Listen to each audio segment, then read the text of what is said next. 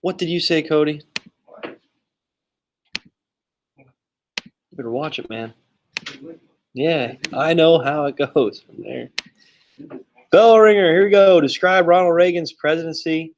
How did Reagan defeat the Soviet Union and the end?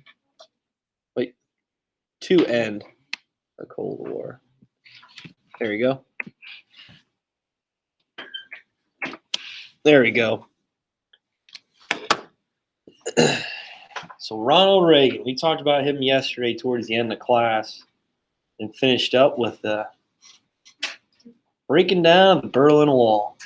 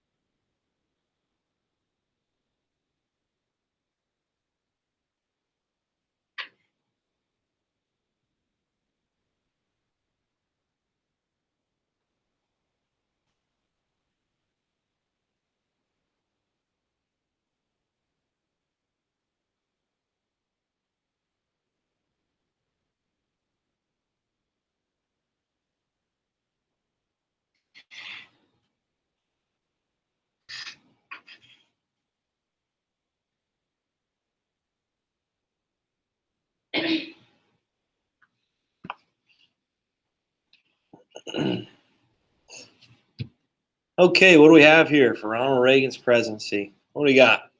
What did we go over yesterday? Someone. Ethan, what do you have, buddy?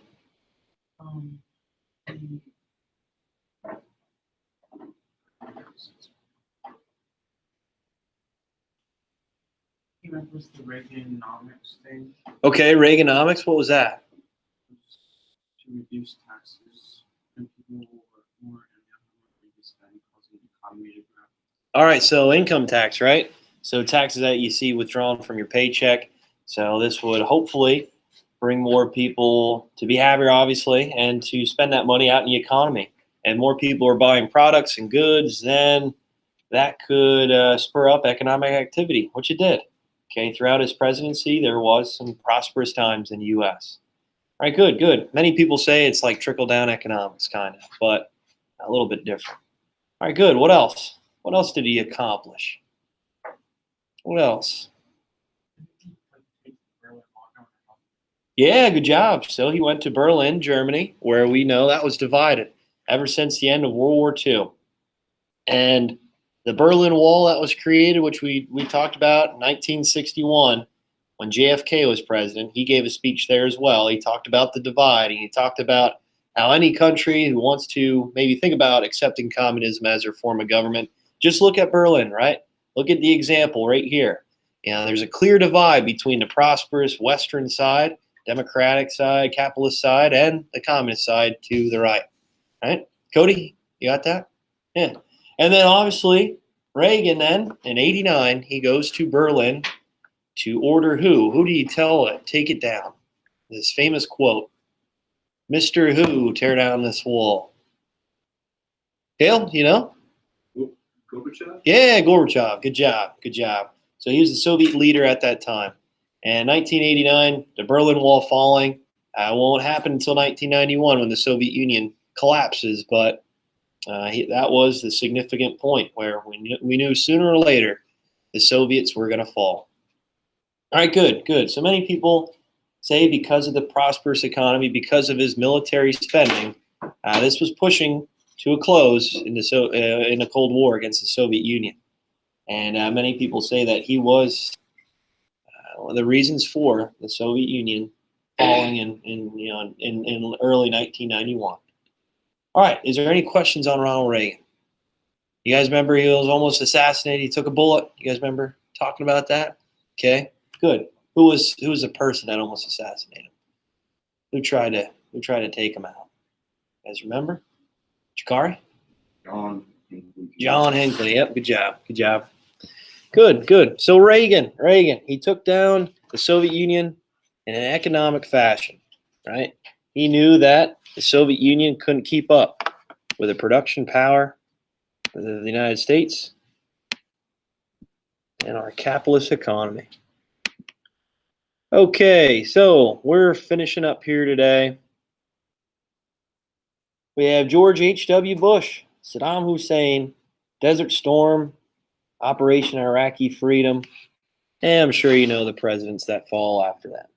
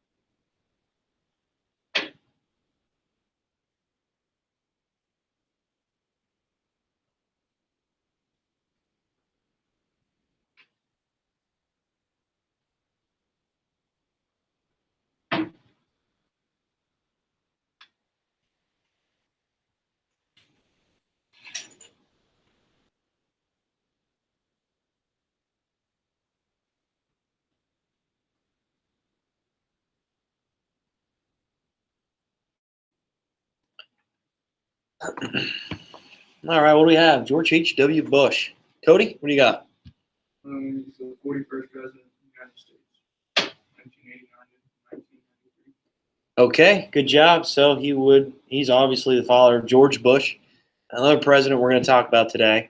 And he was president during Desert Storm. Trying to take down Saddam Hussein for invading forces, the Iraqi forces into Kuwait and trying to in Saudi Arabia. So trying to protect the Middle East. And we all know he was vice president under Ronald Reagan. Okay. And many of the Americans liked the success of what we saw towards the end of the Cold War and the prosperous times throughout the 80s and moving into the early 90s. All right, good, good. All right, Saddam Hussein. Yeah, for him. Andrew, do you have this one? Yeah. An Iraqi politician, the fifth president of Iraq from starting on July 16th, 1979 until April 9th, 2003. All right, good job. Saddam Hussein, he would lead this attempt to take over Kuwait, Saudi Arabia, and try to control all the assets of oil production and drilling in the Middle East. And it was up to the United States with Desert Storm, and then later with Operation Iraqi Freedom to try to stop his brutal takeover of these locations in the Middle East. Right? Iraq did have a strong military, but it was not close compared to the United States. Right, and we will capture Saddam Hussein out in the middle of a desert, really, underneath a rock. And it was interesting. They had that aired on television, pulling him out of this spider cave, they call it. And they captured Saddam Hussein, which led to his hanging, his execution, his death, because of his crimes in Iraq. And there's many pictures of people pulling his tower or his statue down in Baghdad. I'm sure you've seen that picture, that video before. Desert Storm. What do you got for Desert Storm? Haley Klinger, do you have Desert Storm? Gulf War is a military operation to occupy. Yeah, good job. Good job. So they call it the Gulf War in Saudi Arabia, the Middle East, right over here, guys. Like I said, Iraq invaded Kuwait right around in this location here, the Persian Gulf. There's many names for it, and they even call it the video game war. Oh, it's a pretty cool name. We'll talk about why it's called that. But trying to protect Saudi Arabia, Kuwait from invading Iraqi forces. And they're trying to capture these oil reserves and the oil production in the Middle East. All right, Operation Iraqi Freedom. What do we got here? Jakari, do you have this one? This the Iraq War from 2003 to 2011. Okay, good. So we tried to defeat these forces in Iraq. Okay, the axis of evil. That's what they were called by President George Bush. And this was spurred because of 9/11, the war on terror. And this would really happen from 2001, moving up until 2011, when we captured Osama bin Laden. And still today, we have forces over in the Middle East. Okay, trying to withdraw them, but there's still a lot of conflicts and issues in the Middle East today. All right, is there any questions on that? Going to move on here. Okay. Moving on. Last set of notes. Here we go. So we just finished up talking about Ronald Reagan, okay, and how the Berlin Wall was torn down. And there's many pictures of people taking that down, and some people actually have a piece of the wall as almost like a souvenir or a collection item. And obviously that stood since '61, and there's tensions there, the divide since the end of World War II, and how the Soviets controlled the east side, the Allied powers controlling the west. But finally, towards the end of the Soviet Union, in 1989, the Berlin Wall was taken down because of Ronald Reagan. All right, so George H.W. Bush, the vice president of Ronald Reagan, under Ronald Reagan, he would be elected president. And many people in the United States wanted someone like Reagan in charge. And many people found out quick that he wasn't Ronald Reagan, right? He wasn't as charismatic. He wasn't as successful. He wasn't as, I guess you say, as witty as Ronald Reagan and like powerful, right? So George H.W. Bush, because of Saddam Hussein and the Iraqi forces invading into Kuwait to try to control assets of resources, oil. Okay, Kuwait actually produced 20% of the world's oil. Okay, natural gas. And Saddam Hussein in Iraq, right here, guys, we wanted to try to capture these oil reserves, natural gas, obviously, to make money, to profit off of it. and to make his country into a stronger nation. So he invaded into Kuwait, took it over pretty quick, and his next aim was Saudi Arabia. Saudi Arabia is this big country right here, right along the Persian Gulf, in between the Red Sea. Okay, that's where we're looking at, right? And it was up to the United States and NATO forces to try to prevent this from happening and to push the Iraqi forces out of Kuwait. So it was actually called Operation Shield and Operation Desert Storm. Okay, there's two operations there, but we'll just call it Desert Storm, all right? So this happened in the early 90s, so right around 1990, and we're trying to push out Saddam Hussein's control of these two lands and invading into these two countries and protect Kuwait and Saudi Arabia because of Saddam Hussein's brutal leadership in Iraq. And he was very much like a controlling dictator, someone that there was genocide in his own country, and to try to have an extreme rule and grasp and control of his own country. And let's face it, do you think the United States wants some of this oil, natural gas? Yeah, okay. So yeah, we saw the interest in there, and we can maybe have more affordable resources for our own good, okay?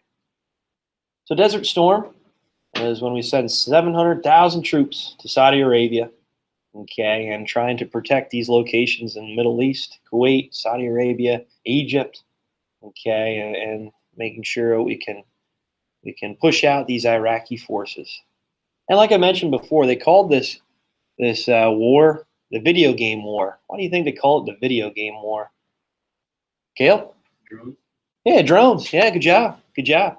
So many times when people watch the news when they get home from work, they'd see these visualizations of these drone-fired missiles. Okay, they'd see the pictures of these naval ships and these videos of naval ships firing missiles and targeting these locations all throughout Iraq, and even tanks and armored divisions. And it was like, whoa, it's like we're watching a video game here. And it just goes to show how advanced our military was compared to other countries. Iraq had a strong military at the time, a very strong military, and it just was no match to the advancements of the United States. Okay, we're transitioning into a military where we don't actually have to send ground troops everywhere we go. We can utilize these new forms of missiles and drones to our advantage on the battlefield. And that's why they call it the video game war. I think it's interesting to hear about that. All right, so like I mentioned, 1991, the war began, and troops stormed Kuwait. Iraqi troops surrendered February 23rd. And Iraq lost 25,000 troops compared to the United States 148. So in all reality, this was a huge success for the United States. It came to very little cost, and it just showed our military expansion and our advancements after the Cold War. Some people argue and say, well, we just wanted to see what we had militarily, right? We wanted to see exactly what advancements we had compared to a strong country like Iraq, right? And this war kind of proved that pretty quick. So with Desert Storm, even though it was a quick, fast war, we pushed the Iraqi forces out of Kuwait. We protected Saudi Arabia, and what did we gain from it? Resources like oil and natural gas. And we have a presence in the Middle East. And this is going to push some terrorist groups to rise, though, unfortunately. So there are some cons to this. So like Al-Qaeda, right?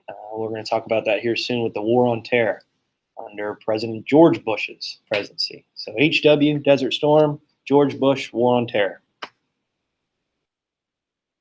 And Saddam Hussein would still be allowed to maintain power in Iraq. So do you think he's going to stop trying to invade these areas of Kuwait and Saudi Arabia? Most likely not. So what does that mean? That means we have to have forces there to protect these areas. And like I mentioned before, that's going to lead to terrorist groups pushing the United States influence out of the Middle East, okay? And constant attacks against military bases in the Middle East.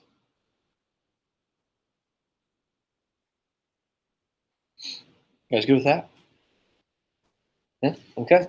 So like I said, this is where it's located. There's Iraq in green, and Kuwait's that very, very small country right there at the Gulf, the Persian Gulf, that yellow country. Okay, although it's very, very small, it produced a lot of oil, right? It produces still a lot of oil. There's a lot of resources there, a lot of value. That's why Iraq wanted to take over it. And why else do you think? To have access to the Persian Gulf. Transportation, right? Yeah, that's key. That's key. Iraq's kind of landlocked, aren't they? So if they could control Kuwait, they can drill and produce and extract resources like oil, natural gas, and send it, transport it to the Persian Gulf. You guys got that? Okay. So here's the pictures of Desert Storm and how our advanced military is just unmatched, right? No one could compare to our military in Desert Storm. And, do you guys ever see the movie Black Hawk Down? Ever hear about it? Right, this talks about the Desert Storm and kind of the battle. How it was difficult for troops in some areas to drop off troops and resources, supplies. And these Black Hawk helicopters are the most advanced helicopters at that time, even still today, with their Apache helicopters. And it's a really good movie. It describes the Desert Storm pretty well. Okay. And the Abrams tanks, how these are the most efficient, most modern tanks, even still today. Okay. Now they're really unmatched compared to other countries. Even China, they're still driving around in Soviet era tanks from the 70s, 80s, 60s even. And here we are flying around with these new Abrams tanks, fast, efficient, and heavily equipped with armor.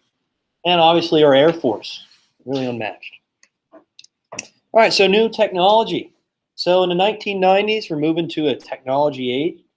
So with satellites, computers, cell phones, the internet. And it talks about how we have global communication. Right, the 1990s was just an advancement in technology. So globalization allows national economies, politics, culture, societies become integrated across the globe. So yeah, technology just connects us even better. Okay, with satellite, cell phones, internet, and allows for a better communication system amongst countries. Okay, we can maybe try to prevent wars from happening if we have communication with these other countries. And with these new advancements in technology, satellites, like I mentioned, cell phones, computers, we have the ability to reach out in a quick, efficient way.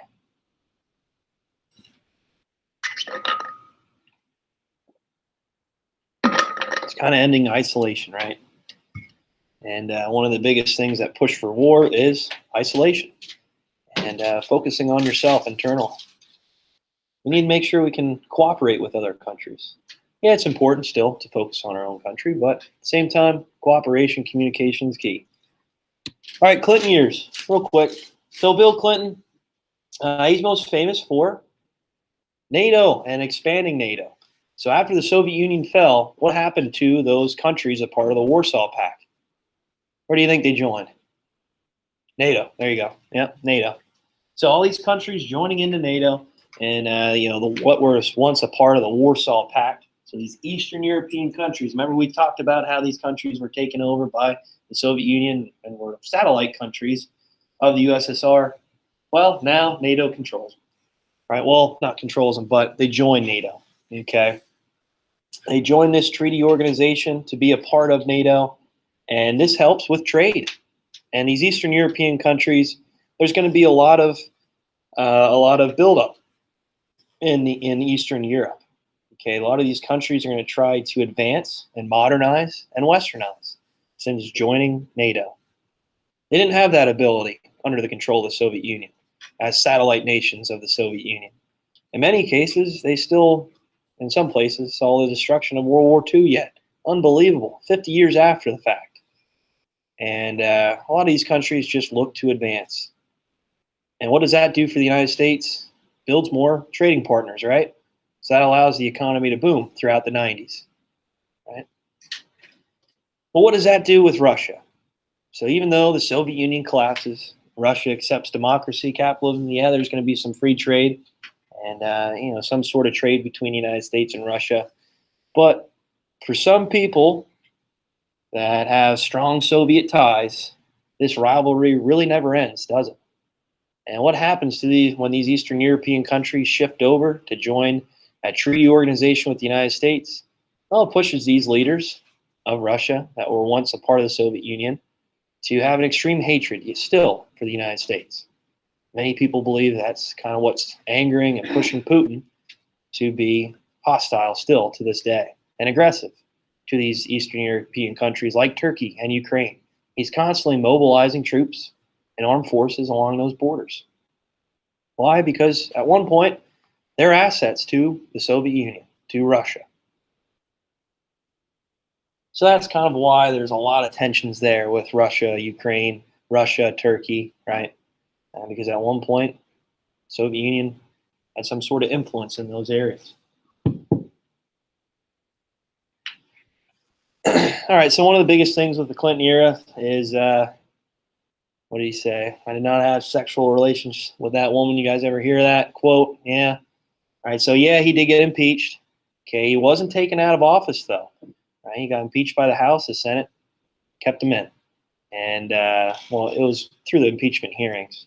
So he actually stayed his course, stayed his 2 terms in office, but he was impeached because of lying under oath, because of really his entanglements, his sexual harassment cases that were filed against him, still while he was in office. So I'm sure you guys hear that a lot.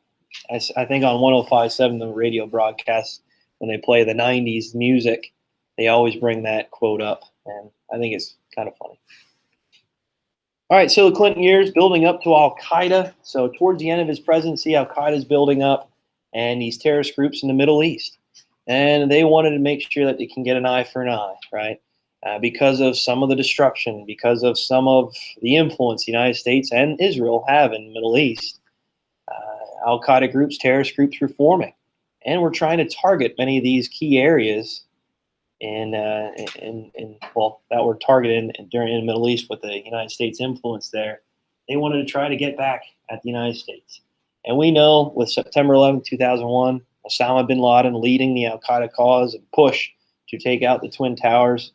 This was an act on terror, right? An act of terror against the United States. And his justification for this was because of the U.S. influence in the Middle East. He was saying, well, the United States holding grounds and destroying many cities and having some sort of influence in these people's lives, in their lifestyle and their culture in the Middle East, he wanted to get back at them. And this was what pushed for the war on terror. Got that, Zerby? All right, cool.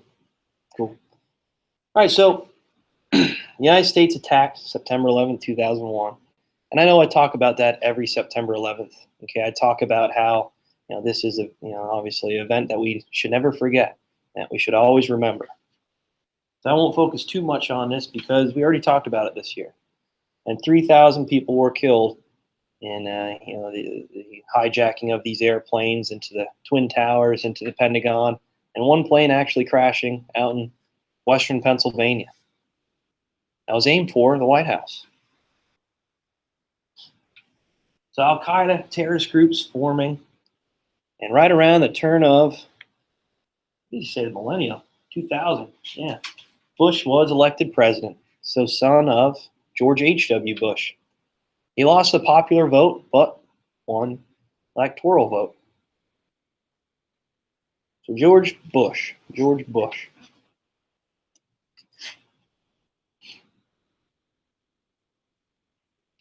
guys good with that? All right, here's some just pictures of 9/11. Okay, here's a crash out in western Pennsylvania. Here's the Pentagon. Okay, like I mentioned, we talked about this already on September 11th. Okay, earlier in the year. So I'm not going to focus on this too much. So the war on terror, the United States had to act against Iraq. Okay, Iraq was considered one of the axes of evil where these terrorist groups were formed and had some sort of relationship with these terrorist groups. So Iraq was a part of it in some way. That's why Bush led a lot of forces to Iraq and to take down Saddam Hussein. So his operation was Iraqi freedom. So push out some of these terrorist groups that were controlling much of the country and the politics of that country. So Bush said any government sponsoring terrorists and an enemy of the U.S. Okay, obviously, they want to try to push out these terrorist groups, eliminate them from the Middle East. So after 9/11, I'm sure you saw videos of it. George Bush throwing the first pitch out of the baseball season. Okay, well, starting playoffs really, and that was really significant, symbolic meaning, and show that the United States isn't going away. Even though this event happened, we're still strong and we're going to move on. And I thought that was pretty cool. Pretty cool. So after September 11th, how he threw that pitch out at New York Stadium, the Yankee Stadium, and everybody cheered him on. In a way, this united the country. Even though an event like this happened, this pushed the country together to try to fight off these terrorist groups. All right, so the United States invades Afghanistan, capturing several of Al-Qaeda's leaders, trying to eliminate some of these terrorist groups by taking out their heads, right? Taking out their leaders. With these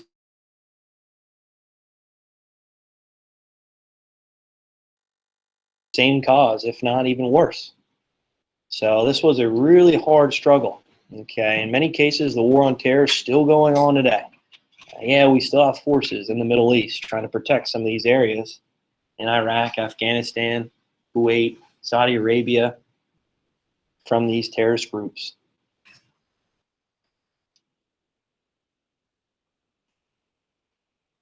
Right, so we know bin Laden, right? So Osama bin Laden, he was the man leading the charge, and we won't take him down until Obama becomes president, okay? And he'll survive up until 2011. 2011. I'm going to talk about that soon. So Operation Iraqi Freedom. So Bush believes Saddam Hussein was stockpiling these nuclear weapons as well. Okay, so yeah, not only was he supporting these terrorist groups, he was also trying to prevent any type of nuclear warfare from happening.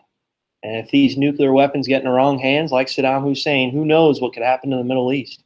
Who knows what could happen to some of these countries, especially with Saddam Hussein and how he was trying to control a lot of the oil reserves in the Middle East. So, got to take him down, right? Got to take him down. And that's exactly what happens. That's exactly what happens. Many people say it's a failure, though, because once we did take out Saddam Hussein, like I said, he was executed, he was hung, he was trialed because of his crimes and supporting of these terrorist groups. Do you think we had any type of government to replace him? No. So what do you think happened? Chaos, anarchy, and pushed more groups to form in Iraq, which caused it to lead to a form of an anarchy state, a chaotic state. And we should have had a backup plan, right? We should have had a way to try to support Iraq in forming a new government. And we didn't. It's unfortunate. So that's why we're still there today, right? That's why we're still having a struggle in parts of the Middle East.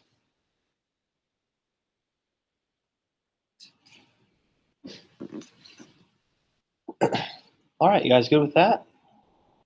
Yes, no, maybe so.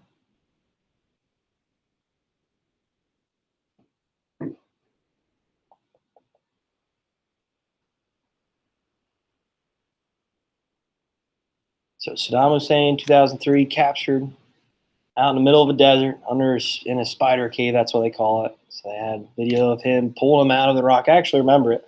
It's on television. It's on the news. It was right before I went to school. I was like, oh, wow, we got him. We got Saddam Hussein. Pretty cool. Pretty cool.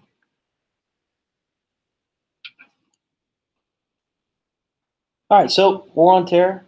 Continuing on when Obama's elected president. And real quick, we already kind of know what Obama's all about with his pushing for his universal health care for all citizens.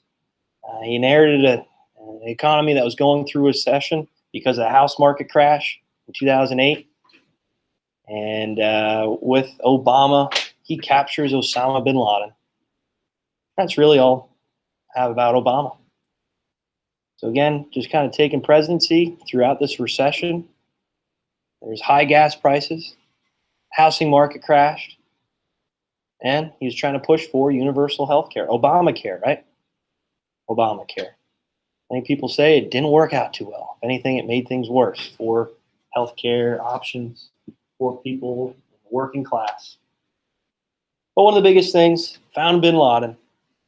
And was a movie, Zero Dark 30. You guys ever see that movie, Zero Dark 30? And that was the trying to capture bin Laden, where they captured him in, well, I think Pakistan, they captured him in a compound in Pakistan. It's a pretty good movie. You guys get to check that out. We had these stealth fighter helicopters landing Navy SEALs into the compound. And, took out Osama bin Laden. Many people have no idea where his body is. Maybe we just dumped it off in the Atlantic Ocean. Who knows? Who knows? One of the main reasons why we didn't display his body, or we didn't, obviously haven't buried anywhere, because that might push more groups to form in his cause, right? In his death. So that movie, Zero Dark 30, check it out if you get the chance. All right, we know this guy, President Trump. Okay, so President Trump, one of the biggest things was that he was trying to improve the economy. So very similar to what Reagan did. He cut on income tax, improved the livelihood of the middle class, and the stock market reached really all-time highs. Unemployment rate reached almost the lowest it's ever been, at 3.5%. The best it ever was, I believe it was during World War II, right after World War II, throughout the 50s. So he's right up there with the economy. One of the biggest things he tried to push for was that border control, right? The border between the United States and Mexico. Try to prevent illegal aliens coming in, illegal immigrants, and to try to stop the drug trade through that border. Well, not trade, I guess smuggling of drugs into the United States. Also met North Korean leader, first president to ever do so. And we all know him because of Twitter, right? He's always on Twitter, causing a ruckus on Twitter. The trade war with China, one of the biggest things here. China was becoming industrial power, still is industrial power today. And he was really hard on China to a point where it pushed them to almost collapse. And COVID-19 broke out. So COVID-19 broke out. That's where we end with Trump. As we know, his re-election, he was trying to get re-elected, and he lost, right, to Joe Biden. Oh, boy. Oh, boy. You guys good with that? Yes? Okay. Last one, Joe Biden. Okay. So, biggest thing he pushed for, combating against COVID-19. So, the economic recovery program. Okay, and that's where we're at. That's where we're at. And we all know some of the issues arising in Southeast Asia with China. Okay, pushing into Southeast Asia. In many cases, trying to imperialize locations and picking fights with Taiwan, which was that island nation here, the nationalist group of China. You remember that after the Chinese Civil War in 1949? Well, they're trying to take it over, right? There's a lot of questions about that still today. What's going to happen? Pushing into Australia, some of their waters in Australia. And there's a lot of tensions in Southeast Asia.